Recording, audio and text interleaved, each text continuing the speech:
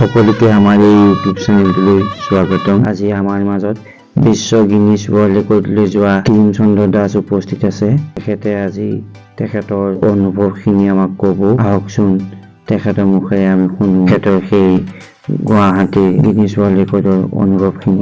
ভাল লাগিল আৰু ধৰি লওক আমাৰ কিছু মনৰ ভাষা সিদ্ধি হ'ল আৰু সকলো সমাজৰ মাজত থাকে তাৰমানে অনুভৱ এটা মানে লাগিছে, আনন্দ এটা লাগিছে।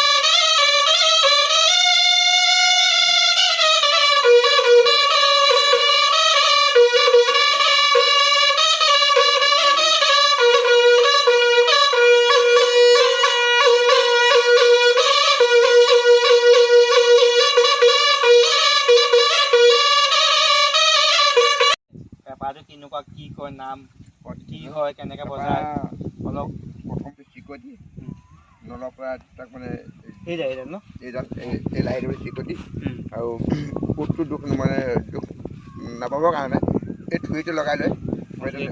এইডাল আছে আপোনাৰ বলনি, এইডাল মানে এই এক নম্বৰ বলনি, তাৰপৰা এইটো বজায় থোলা এইকেইটা। এই চাৰি অংশটো মানে মিলিলেহে সম্পূৰ্ণভাৱে পেপাৰটো হয় মানে হয়নে? এতিয়া আপুনি দেখুৱাই দিয়কচোন। ঠিক আছে, প্ৰথম মানে কেনেকৈ বজাব বোলে শিকিছে?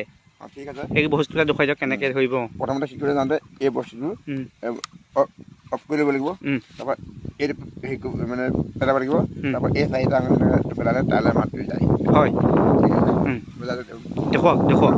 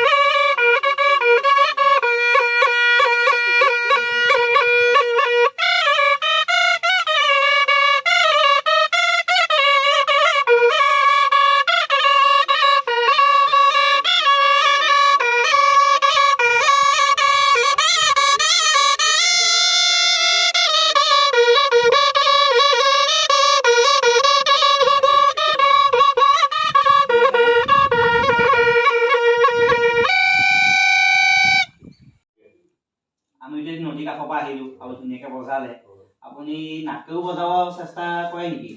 বৰ্তমান মই নাকেও বজাওঁ, আগতো বজাইছিলোঁ, তথাপিও মানে সমকালি বুলি মানে মুখেৰে বেছিকৈ মানে পপুলাৰ দিব। হয় হয়, তেতিয়া আপুনি অলপ চেষ্টা কৰকচোন। ঠিক আছে বাৰু, আপুনি শ্ব' দেখাই দিব। হয় হয়।